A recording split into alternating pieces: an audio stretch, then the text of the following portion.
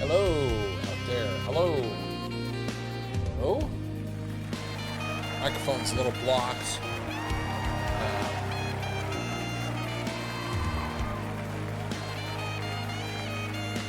As you can see, the studio audience wanted to be on the program today. How are you guys? Welcome back. Another video. Yeah. It's fall. Trying to get the fall vibes, pumpkin spice vibes going here on the channel, here on the stream. Welcome back. This lecture is titled Anatomy of Policy Debate Round. And, headless dog. And I have a little sick puppy today, so she's going to want a lot of attention. She's not feeling so great. And I'm looking after her. But, she's okay. She just didn't want to be part of the audience seating. So I thought, well, jump up here. I've still got to work. I've still got to make my video. So we're going to take a look at the anatomy of the policy debate. Now, the last couple of videos have talked about kind of the overarching philosophy and the overarching arguments you might expect to hear. But I hadn't done a video yet about the structure of the speeches and a structure of the debate as a whole. So you and three other people are going to put one of these debates together. Now you might think, shouldn't it just be me and one other person? And then we take on two other people in kind of like surprise, like they don't know what we're going to say, and we just go on from that. Well, you might think that. That's the way it would be done in regular competition. But even in the highest levels of intercollegiate debate competition in American policy debate, people still know what other people are going to say. It's kind of worked out a bit. And part of that is the philosophy of argumentation in democracies, which states that argumentation is based on more agreement than disagreement. Now you might think, well, that's really strange. I don't understand why. That doesn't make any sense to me. Well, the reason why it might make sense if you think about it, like in New York in September every year, in New York City, they have the United Nations General Assembly. It requires a lot of coordination from the police, the federal government, immigration, city officials, just so they can all get together and debate at the United Nations what should be done globally about things like human rights, oppression, aggressive war, things that international law has said are not permissible. So these things require a lot of cooperation. Think about the government. All these people have to come to Congress to have a debate about a policy about school funding. Everybody has to come to the State of the Union, which might be considered a debate or an argument. So there's lots more cooperation than disagreement. Lots of cooperation goes into having a disagreement. So think about it like that. So you and three other people will come up with a debate, but each of you will be responsible for two of these speeches. There are 8 speeches. And in a regular debate, like if we had it live in class, we'd have cross-examination periods, which are question periods, where you can question the previous speaker. We're not going to do that in this first assignment, because I can't really figure out how it might work well. Oh. I'm not quite sure how it would happen. The best thing I could do is give you the most time to work alone and with your group asynchronously.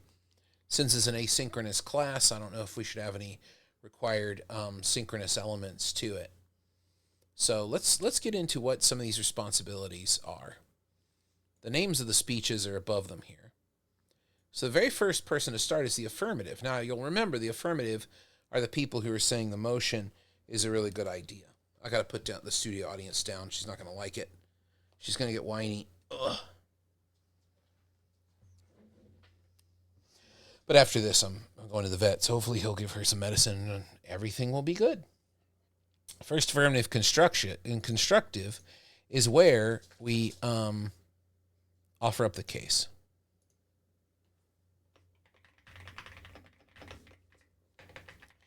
That will involve all the stock issues.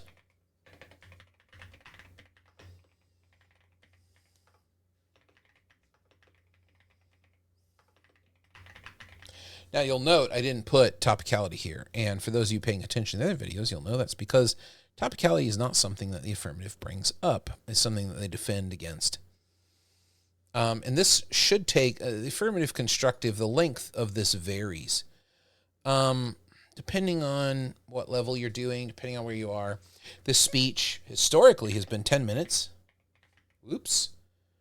That's what I get for not having a number pad and having the hotkeys going.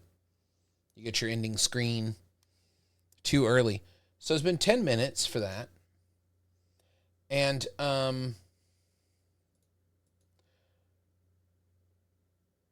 wonder if I can turn those things off. Probably could. I'll do it later. So it could be 10 minutes, but it could be 6 or 8 minutes too. I think for the purposes of our class, in high school, it's 8 minutes.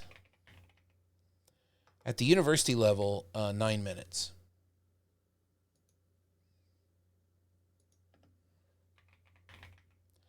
I think for this class, I think we're going to shoot for the 8-minute for the high school limit. So each one of these constructives are going to be 8 minutes.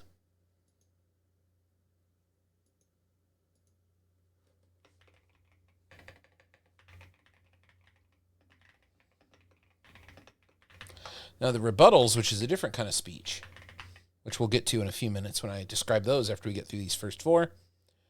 Rebuttals are usually less than half the length, so we'll say rebuttals are 4 minutes.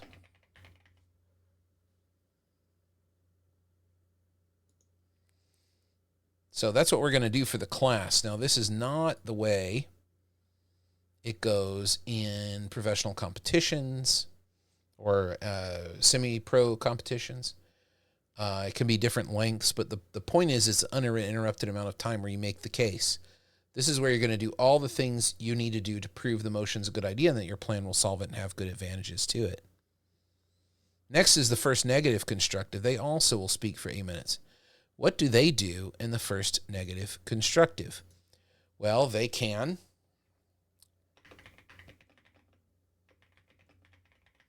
attack the stock issues, which is what many of you are doing in your negative assignment.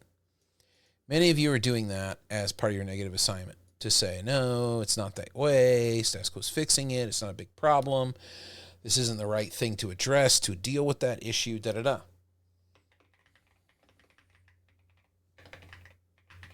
You can also present disadvantages. That's another thing that you can do. Now you have a bunch of time, you have 8 minutes, you can do anything you want for that time. You have 8 minutes. You don't have to use all 8 minutes, but I would say to get a good grade on the assignment and to provide a good debate, you need to speak for about 6 minutes. If you want to run a counterplan, you have to do it in this speech. Why must it be in that speech? Because a counterplan is a big, big argument. Big, big, big argument. Doesn't get any bigger. And the counterplan, the counterplan must be considered for the entire debate. So if you're going to offer one, it has to be in this speech. But you don't have to do any of these things. You could, as a negative debater, you could just offer the stock issues. But remember, we are kind of speech scientists in a way, hypothesis testing. So whatever you're doing here, what you're doing is showing the judge or the people evaluating the debate that you're presenting a well-warranted, thorough criticism of the affirmative case. You're really getting into it. You're getting into all the details, and you are really, really taking it on to prove and test every element of the case. You can also offer criticism if you want to. And traditionally, if you want to say that they are non-topical, you can argue topicality. That's something else you can say. The way they've set this up is unfair to us. They are not actually supporting the motion. They're not actually supporting the resolution. And to say that they are is to be guilty of a hasty generalization. They are too small, too restrictive, and too off the center of these definitions. The parabola is shifted too far for them to be a representative case for the motion and the motion's validity, the motion's goodness. So these are pretty much straightforward setup. You kind of know what you're going to do. You planned ahead. Now, second affirmative is where things get a little bit hairy. This is where they have to respond to the first negative constructive. They have to respond to the first negative constructive. If they don't respond to something, what do you think the negative is going to do? They're going to say, oh, they didn't even address it. They didn't tell us why they aren't failing to solve. They didn't tell us why the disadvantage wasn't so bad. They're going to lose the debate. So you have to respond to almost everything they say over here. Then the other thing you can do is you can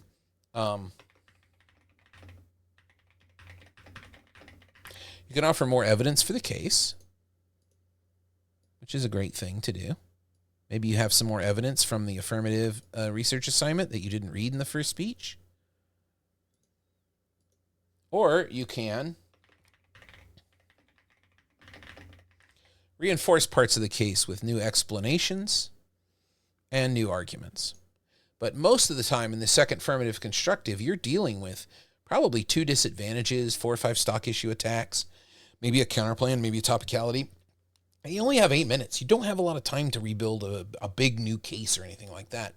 So you really kind of have to stick with what your partner said. So if you are a second affirmative constructive, the grading, the evaluation is going to be on how well did you respond to this and how well did you pull across or extend or use what your partner said in the first affirmative to make your speech good. A good response that doesn't ignore anything.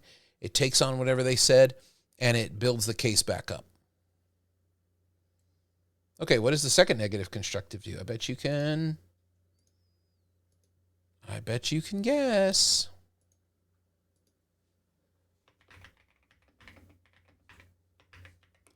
Respond to the 2AC. Respond to the second affirmative constructive. And these same things. But we're going to change around a little bit.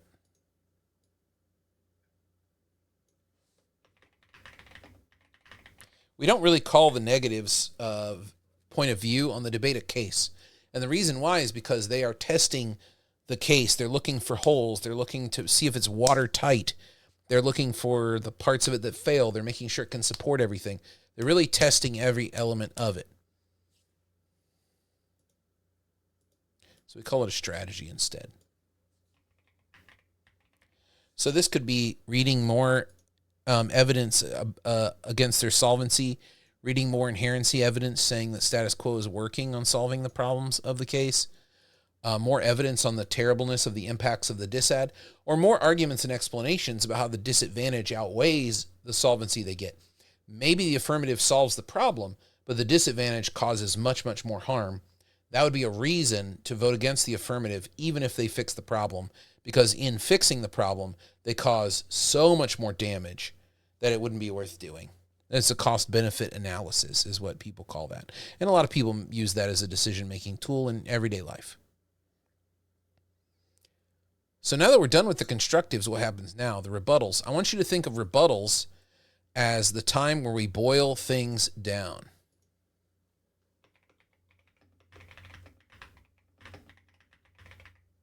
We're boiling things down to their essentials. That's what rebuttals do. So the first negative rebuttal, you'll notice, speaks after the second negative constructive. That's kind of wild, huh? Pretty wild. I got to check my phone here really quick.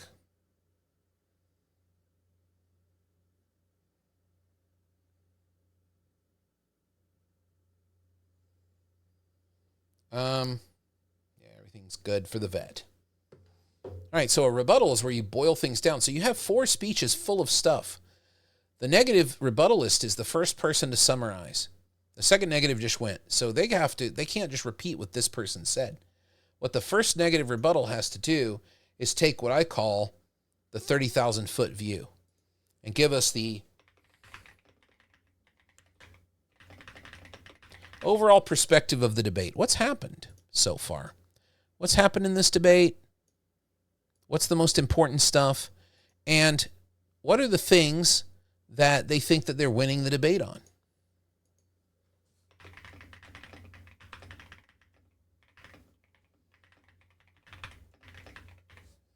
What are the major issues you're winning and why? Now, one what's great about this is if you're the one in C, you don't have to be too selective. You can say you're winning everything because the first affirmative rebuttal is next, and you can bring up and say, we're winning almost everything. Here's why. Let me explain how their response and my partner's response, our response is just better. They haven't really dealt with it. They don't understand it. They haven't dealt with it. Their evidence is worse than ours. Anything you can say to help you win it. Now, the first affirmative has to cover all of this. They can't drop or concede anything. What the first affirmative has to do is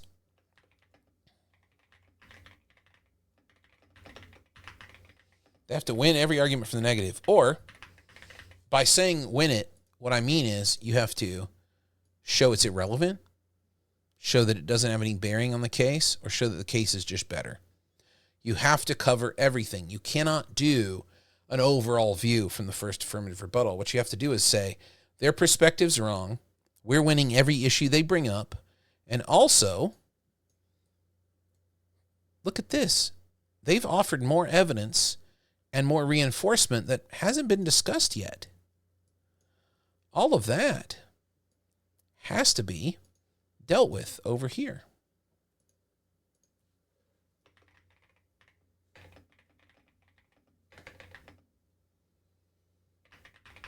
This is a very challenging speech to do. And I know it's a hard one, and it's going to take a little practice, but we'll do 2 debates. I think you'll be able to kind of figure out how to do it well. But yeah, you've got to respond to that, and you've got to respond to that. And you have to deal with all this. So the first affirmative is like a very stressful speech. And it's one that if people do well, you're like, wow, I think the affirmative might have won the debate because they dealt with the new stuff and showed it was irrelevant, that it wasn't high quality evidence, that it's doubtful, or that the case simply outweighs the things they're saying here. But they've also dealt with the negatives view of the debate about how they see it from the 30,000 foot view. And they've shown that they aren't winning those major issues that the affirmative is. Okay, second negative rebuttal. This is where we really boil things down.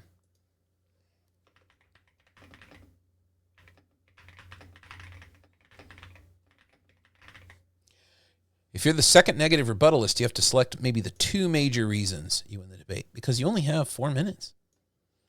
How are you going to talk about everything in the debate? 2 major reasons you win the debate.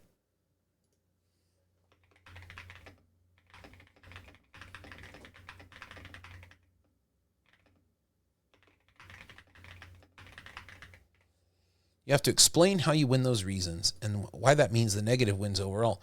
A big mistake that happens here sometimes, guys, is that you might explain how you're winning those 2 little issues, but you never do explain how that means you win the debate overall. And then also, you kind of have to respond to the 1AR. If the 1AR brought in new evidence, which they could do, they could read some great new evidence that really takes out one of your diss ads. Could happen. You have to show why that new material is still good. And you can also respond to their perspective, their overall perspective. So those are also 2 things that need to occur. Okay? And then the second affirmative rebuttal is generally just response. And it's the same thing here. This is where you really sum up and you say why the affirmative wins overall. So as you can see, the later we go into the debate, as we get to the rebuttals, nobody has a script here. Nobody's reading something they pre-wrote because we don't know how these 4 speeches are going to play out. So oftentimes it's constructive to think of debate as having 2 acts. The first act are the constructive speeches, which are pre-written. I wonder if I have like an indicator here, like a pointer tool. That just makes a dot. Okay. I thought that I might have a little pointer tool. But anyway, this is pre-written. This is pre-written, but segmented. You don't know what they might read, what they might say. This is less pre-written, less pre-written. All of this is fully responsive to what was said in the first 4. So none of this is going to be pre-written. All of these things are going to be responses to the speeches happening. So you have to take notes. And the best way to take notes is to have a grid kind of like what I've put up here. We call this flowing. And drawing the arrows and showing where things interact and where things beat each other is something that debaters learn how to do, because it's a great way to keep track of the things happening in the debate. So that's the overview of the debate. Only a little bit of it is pre-written, and the rest of it is up to you based on what's said in the debate. So let me know if you have any questions about this. I'll be around. That's kind of the overview of the speeches. Don't worry about it. We're going to practice it. It's going to be good. No one's going to fail. Everybody's going to do great. But that's the overview. I'll share this on Canvas and Discord. But Discord always gets preference because it's just easier to upload there. I'll see you in the next video. Take care, everybody.